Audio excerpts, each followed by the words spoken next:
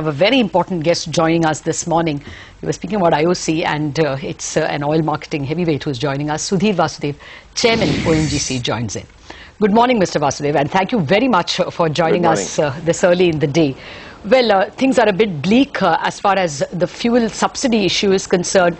Are you still hopeful that that one-time diesel hike will come, or that even that 50 paise a month will continue? If you see Honorable Minister's statement yesterday, he says at present there is no proposal for increasing price of LPG or diesel, but that whatever the decision taken in January, that means increase of price of 50 paisa per month would continue. So let's hope at least that continues. The reason for worry was that the under-recovery on diesel was increasing, and with that the burden of subsidy was increasing. So if you factor in this 50 paise per month, not even per fortnight but per month, and current rates of both dollar and crude, are you likely you will end up with a higher subsidy burden than even last year? What's the extrapolation now in terms of your subsidy burden? Again, quoting from the minister's statement, what is projected now is that in case the dollar is about 62 rupees and the oil prices are about $110 a barrel, then the subsidy burden would be something like 159,000 crores, which is just about the same as last year, which was 1,61,029 crores. So, I mean, I'm very optimistic that the subsidy burden would not be worse than what it was last year. But in the extreme case of state elections becoming more important than the government's fiscal situation, things could get worse, is it?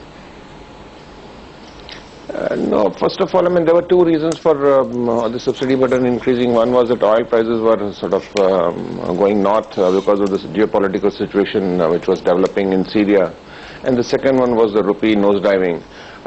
Fortunately, both the things are now under control. So hopefully if the situations are stable, the subsidy burden also should be under control. Mr. Vasudev, good morning. What about net realizations? In Q1, you got about $40 or so. Now with the government being non-committal on subsidy sharing, what level do you think the subsidies could continue at in the near term? Yeah, that's true that we got $40.17 in the first quarter, but I mean, if you see last year we got overall for the year $47.85, and prior to that in last 4-5 years we've been getting in the range of about $55. So we are, and in terms of absolute numbers, again our first quarter we paid 12,622 crores. So we are only thinking that probably our burden would remain at last year's level, which was about 49,000-50,000 crores. Yeah, Mr. Vasudeva, hi, morning. Realistically, you know, last time you told me that you need at least $60-65 per barrel for the kind of capex that you have. If this situation continues, yes, then are we looking at a problem with the capex, and in that case, your production guidance increase, that's also at risk? Not immediately. I mean, we have first of all other businesses. We have gas, we have value-added products. And only thing is, since our entire outlay is dependent on our internal source regeneration, we'll be under pressure on that. If we are not able to generate enough revenues from our business, then we'll have to draw down from our cash reserves. Yeah.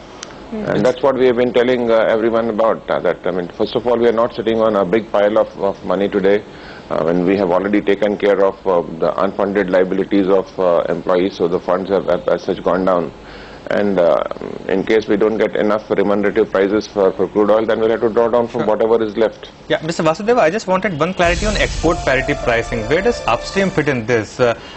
Is there a case that if export parity pricing comes in and, you know, subsidy burden comes down by 15 to 20,000 crores, the government will take that entire benefit, or is there a chance that some part of that will be passed on to upstream as well? See, I've been telling this from day one that, I mean, if the subsidy burden comes down for whatever reason, I mean, it should be equitably shared, but that doesn't seem to be the case, because right in the beginning of the year when it was projected that the subsidy burden this year would be about 80,000 crores, there was a statement saying that the government would bear only 20,000 crores and E&P companies would bear 60,000 crores. So, I mean, there's, I mean, all apprehension that our subsidy burden probably would continue at the same level where it was last year. So just to get the number out of the way, you said that the subsidy burden in FY14 will not be worse than FY13. In FY13, you paid around 49,000 crores. What could it look like in absolute terms in FY14? See, I mean, we have paid 12,600 crores in first quarter. So if we just extrapolate that, it comes to same number, about 49,000 crores. Fair point. Mr. Vasudev, Anuj just asked you about your capex plan. That perhaps may hurt next year's, but this year you have guided for a 1.5 MMT higher output. That stands? Yes. Okay. You don't expect any of your capex plans to be so impacted that this year's production target is at risk? Not at all. I mean, we are both on target for spending our capex as well as for reaching our production numbers. What about FY15 then? FY15 also, I mean, first of all, I can assure that there would not be any impact because of this thing, capex not being available, because we have some cash, or otherwise, if required, then we will go to the market and borrow. But I mean, this is what again I have been telling, that I would rather go to the market and borrow, raise debt for expansion plans rather for sustaining our day-to-day operations. How much may you end up with respect to free cash this year? Free cash, I mean, we will not be generating free cash in the sense that, I mean, if outlay is about 35,049 crores, we'll be generating even less than that. So we'll have to draw down whatever is the deficit from the revenue. No, that's what I'm asking. So if you draw down, what might you be left with in your kitty? Well, it all depends upon how the crude oil prices and subsidy burden pans out in the balance period of the year. And see, last year, I mean, on 31st of March, our cash was something like 13,000 crores. So we have that much of cushion left. But as per our calculations, I mean, this should last at least for, if not for 2 years, at least for 1.5 years or something like that. Okay, Mr. Vasudev, we leave it at that. Thanks so much for joining us. If I can just squeeze in one more. Mr. Vasudev, anything in terms of expansions or acquisitions? I mean, you'll have been fairly aggressive. So is there anything else that you are looking at all? Yeah, there are many irons in the fire. I mean, in this year, this has been spectacular. We have added 20% of Mozambique and this 2.72% from the Azerbaijan field. In terms of acquisition, it itself is billions of dollars, and we have some more irons in the fire. We're only hoping for the time to be ripe to make the kill. Okay. You're not in that group of companies which have to swap with Reserve Bank for your dollar needs, right? That's only for the oil marketing companies. Yes, we don't have to go to them. All right. Thanks a lot, Mr. Vasudev. Thank you very much for joining us. Pleasure.